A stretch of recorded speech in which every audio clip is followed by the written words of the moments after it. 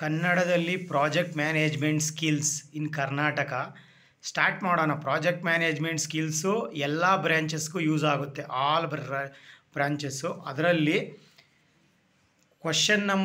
Old question paper ಕ್ವಶನ್ಸನ್ನು solve ಮಾಡೋಣ. ಅದರಲ್ಲೂ ಇವತ್ತಿನ ಇದರಲ್ಲಿ ಪ್ರಾಬ್ಲಮ್ಸನ್ನು ಯಾವುದು ಅಂತಂತಂದರೆ project management skills February or March 2023 code number 20 PM 01T for all branches.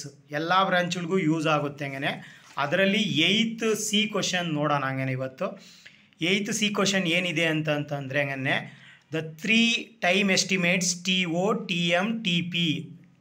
TO means optimistic time ಅಂತಂದು, TM ಅಂತಂದರೆ ಮೋಸ್ಟ್ ಲೈಕ್ಲಿ ಟೈಮ್ ಅಂತಂದು, TP ಅಂದರೆ ಪೆಸ್ಸಿಮಿಸ್ಟಿಕ್ ಟೈಮ್ ಅಂತಂದು. ಅವು ಮೂರು ಕೊಟ್ಟಿದ್ದಾರೆ ನೋಡಿ ಇಲ್ಲಿ ಯಾವುದರಲ್ಲಿ ಬಾಕ್ಸಲ್ಲಿ ಕೊಟ್ಟಿದ್ದಾರೆ.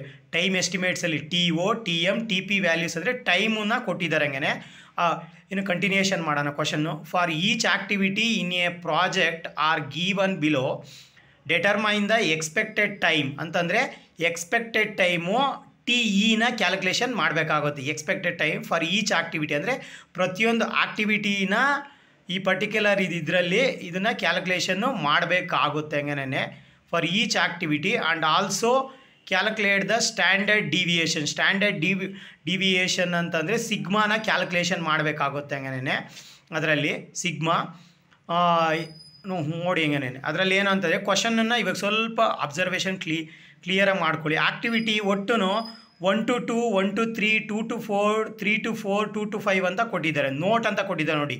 TO ಅಂತಂದರೆ ಆಪ್ಟಿಮಿಸ್ಟಿಕ್ ಟೈಮು, TM ಅಂದರೆ ಮೋಸ್ಟ್ ಲೈಕ್ಲಿ ಟೈಮು, TP ಅಂತಂದರೆ ಪೆಸ್ಸಿಮಿಸ್ಟಿಕ್ ಟೈಮು, TE ಅಂತಂದರೆ expected time.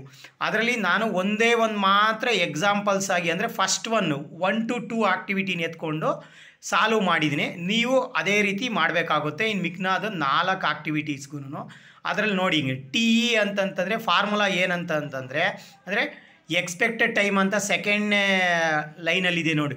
Determine the expected time ಅಂತಂದರೆ TE ಅಂತ ಅಂದರೆ ಕ್ಯಾಪಿಟಲ್ TE ಅಂತ ಮಾಡ್ಕೊಳ್ಳಿ. ಅದನ್ನು is equal to TO plus 4 into TM plus TP divide by 6 ಅಂತಂತಂದರೆ TO ಅಂತಂದರೆ ಆಪ್ಟಿಮಿಸ್ಟಿಕ್ ಟೈಮ್ ಅಂತ ವ್ಯಾಲ್ಯೂಸ್ ಎಲ್ಲ ಕೊಟ್ಟಿದ್ದಾರೆ ನೋಡಿ.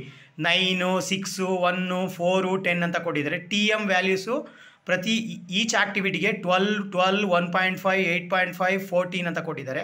TP ಅಂತಂತಂದರೆ 21, 18, 5, 10, 24 ಆ್ಯಕ್ಟಿವ್. ಇದರಲ್ಲಿ ನಾವು ಫಸ್ಟ್ ಎಕ್ಸಾಂಪಲ್ ಮಾತ್ರ ತೆಗೆದುಕೊತಾ ಇದ್ದೀನಿ. ಫಸ್ಟ್ 1 ಆ್ಯಕ್ಟಿವಿಟಿ ಅಂತ ಕೊಟ್ಟಿದ್ದಾರಲ್ಲ ಅದರಲ್ಲಿ 1 to 2 ಅಂತ ಅನ್ನೋ ಒಂದು ಫಸ್ಟ್ 1 ಮಾತ್ರ ಎತ್ಕೊತಾ ಇದ್ದೀನಿ. ಇನ್ನು ರಿಮೈನಿಂಗ್ 4 ನೀವೇ ಕ್ಯಾಲ್ಕುಲೇಷನ್ ಮಾಡ್ಕೊಳ್ಳಿ. ಹೆಂಗೇನೆ ಅದರಲ್ಲಿ TE ಅಂತಂತ ಅದರ TO ಅಂದರೆ ಫಸ್ಟ್ 1 to 2 ಆ್ಯಕ್ಟಿವಿಟಿಯಲ್ಲಿ 9 ಅಂತ ಅಲ್ಲಿ ಸಬ್ಸ್ಟಿಟ್ಯೂಟ್ ಮಾಡಿದ್ದೀನಿ ನೋಡಿ. 9 ಅಂತಂದು 9 ಅಂತಂದು. ಅದೇ TM ಅಂದರೆ 12 ಅಂತ ಇಲ್ಲಿ ನೋಡಿ ಫಸ್ಟ್ ರೋ ಅಲ್ಲಿದೆ ನೋಡಿ. ಹಿಂಗೆ 9, 12. TP ಅಂತಂದರೆ ಪೆಸ್ಸಿಮಿಸ್ಟಿಕ್ ಟೈಮು 21. ಅದನ್ನು ಸಬ್ಸ್ಟಿಟ್ಯೂಟ್ ಮಾಡಿದ್ದೀನಿ. ಡಿವೈಡ್ ಬೈ 6 ಅಂತ ಹಾಕ್ಕೊಂಡಿದ್ದೀನಿ. ಆವಾಗ 4 into 12 12 48 ಆಗುತ್ತೆ. 48 ಪ್ಲಸ್ 21 ಪ್ಲಸ್ 9 ಅಂತಂದರೆ ಹತ್ತತ್ರ 78 ಆಗುತ್ತೆ. 78ನ್ನು ಡಿವೈಡ್ ಬೈ 6ಇಂದ ಮಾಡಿದರೆ 13 ವ್ಯಾಲ್ಯೂ ಬರ್ತೈತೆ. ಅದೇನು TE ಅಂತ ಫಸ್ಟ್ 1ಗೆ ಫಸ್ಟ್ 1 ಆ್ಯಕ್ಟಿವಿಟಿಗೆ. ಅದರಲ್ಲಿ ವೇರಿಯನ್ಸ್ ಅಂತ ಕ್ಯಾಲ್ಕುಲೇಷನ್ ಮಾಡ್ಕೋಬೇಕಾಗುತ್ತೆ. ಹಂಗೆ ವೇರಿಯನ್ಸ್ ಅಂತಂತಂದರೆ ಏನು ಅಂತಂದರೆ V is equal to sigma square ಅಂತ. ಸಿಗ್ಮಾ ಸ್ಕ್ವೇರ್ ಡಿವೈಡ್ ಬೈ ಅದಕ್ಕೇನು ಫಾರ್ಮುಲಾ ಅಂದರೆ TP minus TO divide by 6 ಅದನ್ನು ಹೋಲ್ ಸ್ಕ್ವೇರ್ ಮಾಡ್ಕೋಬೇಕಾಗುತ್ತೆ. ಅಂದರೆ ಫಸ್ಟ್ 1 ಆ್ಯಕ್ಟಿವಿಟಿಯಲ್ಲಿ TP ಅಂದರೆ 21 ಕೊಟ್ಟಿದ್ದಾರೆ ನೋಡಿ, ಮೈನಸ್ಸು TO ಅಂತಂದರೆ 9 ಕೊಟ್ಟಿದ್ದಾರೆ, ಡಿವೈಡ್ ಬೈ 6 ಹೋಲ್ ಸ್ಕ್ವೇರ್ ಮಾಡ್ಕೊಳ್ಳಿ. ಆವಾಗ ಅದರ ವ್ಯಾಲ್ಯೂಸು 4 ಬರುತ್ತೆ. ಅದೇ ಸ್ಟ್ಯಾಂಡರ್ಡ್ ಡಿವಿಯೇಷನ್ ಅಂತ ಕ್ಯಾಲ್ಕುಲೇಷನ್ ಮಾಡೋಕೆ ಕೊಟ್ಟಿದ್ದಾರೆ ನೋಡಿ. ಅದು ಸ್ಟ್ಯಾಂಡರ್ಡ್ ಡಿವಿಯೇಷನ್ ಕ್ಯಾಲ್ಕುಲೇಷನ್ ಮಾಡಬೇಕಾದ್ರೆ ಹಂಗೆ sigma is equal to root of V ಅಂತಂತಂದು. ರೂಟ್ ಆಫ್ V ಅಂತಂತಂದರೆ ಆ ಮೇಲ್ಗಡೆ ಬಂದಿರೋ 4ಅನ್ನು ಆ ಒಂದು V ಹತ್ರ ಸಬ್ಸ್ಟಿಟ್ಯೂಟ್ ಮಾಡಿ root of V is equal to 2 ಆಗುತ್ತೆ. ಹಂಗೆ ಆವಾಗ ಇದೇ ಥರನೇ ಇನ್ನು ರಿಮೈನಿಂಗು 4 ಆ್ಯಕ್ಟಿವಿಟಿನಿಗೂ ನೀವು ಕ್ಯಾಲ್ಕುಲೇಷನ್ ಮಾಡ್ಕೊಳ್ಳಿ. ಧನ್ಯವಾದಗಳು. ಇದು ಎಕ್ಸಾಕ್ಟ್ಲಿ ಎಕ್ಸಾಮಲ್ಲಿ PMS ಪ್ರಾಜೆಕ್ಟ್ ಮ್ಯಾನೇಜ್ಮೆಂಟ್ ಸ್ಕಿಲ್ಸಲ್ಲಿ ಎಲ್ಲ ಬ್ರ್ಯಾಂಚಸ್ಗೂ ಸೇಮ್ ಕ್ವಶನ್ ಪೇಪರ್ ಆದ್ದರಿಂದ ಗ್ಯಾರಂಟಿ 10 ಮಾರ್ಕ್ಸ್ಗೆ ಕ್ವಶನ್ನು ಇದ್ದೇ ಇರುತ್ತೆ. ನೀವು ಎಕ್ಸಾಮಲ್ಲಿ ಈಸಿಯಾಗಿ ಪಾಸ್ ಆಗ್ಬೋದು. ಹಂಗೇನೆ ನಮ್ಮ ಚಾನಲ್ನ ಸಬ್ಸ್ಕ್ರೈಬ್ ಮಾಡಿ ಮತ್ತು ಶೇರ್ ಮಾಡಿ ನಿಮ್ಮ second semester student for all ಬ್ರಾಂಚಸ್ಗೆ. Thank you.